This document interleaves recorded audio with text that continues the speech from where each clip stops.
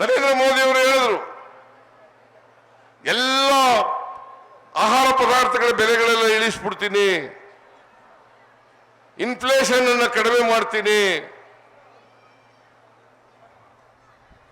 ನಮ್ಮ ರೂಪಾಯಿ ಮೌಲ್ಯ ಏನು ಕುಸಿದಿದೆ ಅದನ್ನ ಮೇಲಕ್ಕೆ ತರ್ತಕ್ಕಂಥ ಪ್ರಯತ್ನವನ್ನು ಮಾಡ್ತೇನೆ, ಪೆಟ್ರೋಲ್ ಡೀಸೆಲ್ ಗ್ಯಾಸ್ ಇವುಗಳ ಬೆಲೆಗಳನ್ನು ಇಳಿಸ್ತೇನೆ, ಎಲ್ಲರ ಜೀವನ ಉತ್ತಮಗೊಳಿಸ್ತಕ್ಕಂಥ ಪ್ರಯತ್ನವನ್ನು ಮಾಡುತ್ತೇನೆ. ಜನ ನಂಬುದ್ರು, ಪಾಪ ಯುವಕರೆಲ್ಲ ನಂಬುದ್ರು. ಯಾಕಂದ್ರೆ 2 ಕೋಟಿ ಹುದ್ದೆ ಪ್ರತಿ ವರ್ಷ ಸೃಷ್ಟಿ ಮಾಡ್ತೀನಿ ಅಂತ ಹೇಳಿದ್ರು. 2 ಕೋಟಿ ಹುದ್ದೆ ನಂಬಿ ಪಾಪ ಯುವಕರೆಲ್ಲ ಮೋದಿ ಮೋದಿ ಮೋದಿ ಅನ್ನಕ್ಕೆ ಶುರು ಮಾಡಿದ್ರು.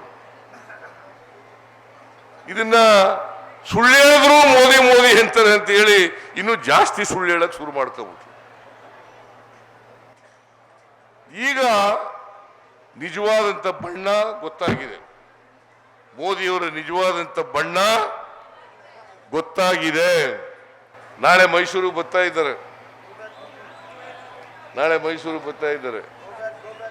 ಇವತ್ತು ನಾನು ಮೋದಿ ಅವ್ರಿಗೆ ಕೇಳ್ತೀನಿ, ಯಾವ ಮುಖ ಒತ್ಕೊಂಡು ನೀವು ಓಟ್ ಕೇಳ್ತೀರಿ? ಯಾವ ಮುಖ ಒತ್ಕೊಂಡು ಓಟ್ ಕೇಳ್ತೀರಿ? ನಾಳೆ ನೀವು ಕರ್ನಾಟಕಕ್ಕೆ ಆಗಿರ್ತಕ್ಕಂಥ ಅನ್ಯಾಯವನ್ನು ಸರಿಪಡಿಸ್ತಕ್ಕಂಥ ಪ್ರಯತ್ನವನ್ನು ಮಾಡಲಿಲ್ಲ. ಬರಗಾಲ ಬಂದಾಗ ಬಂದು ಕೇಳಲಿಲ್ಲ, ರೈತರ ಕಷ್ಟ ಸುಖ ಕೇಳಲಿಲ್ಲ. ಪ್ರವಾಹ ಬಂದಾಗ ಬರಲಿಲ್ಲ. ಕೇವಲ ಓಟ್ ಕೇಳಕ್ಕೋಸ್ಕರ ಬರ್ತಾ ಇದ್ದೀರಿ. ಓಲಿ ಈ ದೇಶದ ಬಡವರ, ದಲಿತರ, ಮಹಿಳೆಯರ ಅವ್ರ ಕೆಲಸನಾದ್ರು ಮಾಡಿದ್ರ? ಅದು ಮಾಡಲಿಲ್ಲ.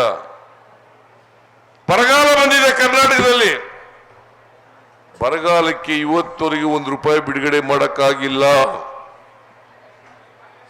ಕರ್ನಾಟಕದ ಮೇಲೆ ದ್ವೇಷ ಸಾಧಿಸ್ತಾ ಇದ್ದೀರಿ.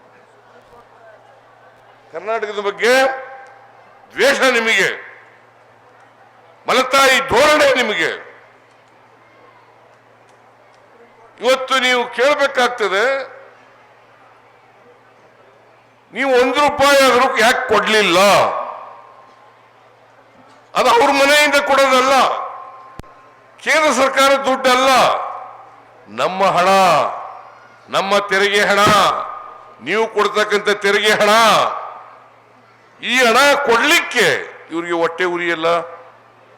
ಯಾಕಂತಂದ್ರೆ ಕರ್ನಾಟಕದಲ್ಲಿ ಕಾಂಗ್ರೆಸ್ ಸರ್ಕಾರ ಇದೆ, ಬಡವರಿಗೆ ಕೆಲಸ ಮಾಡ್ತಾ ಇದ್ದಾರೆ, ಅವ್ರಿಗೆ ದುಡ್ಡು ಕೊಡದೇನೆ ತೊಂದರೆ ಕೊಡಬೇಕು ಅಂತೇಳಿ ಇವತ್ತಿನವರೆಗೆ ₹1 ಬಿಡುಗಡೆ ಮಾಡಲಿಲ್ಲ. ₹1 ಬಿಡುಗಡೆ ಮಾಡಲಿಲ್ಲ.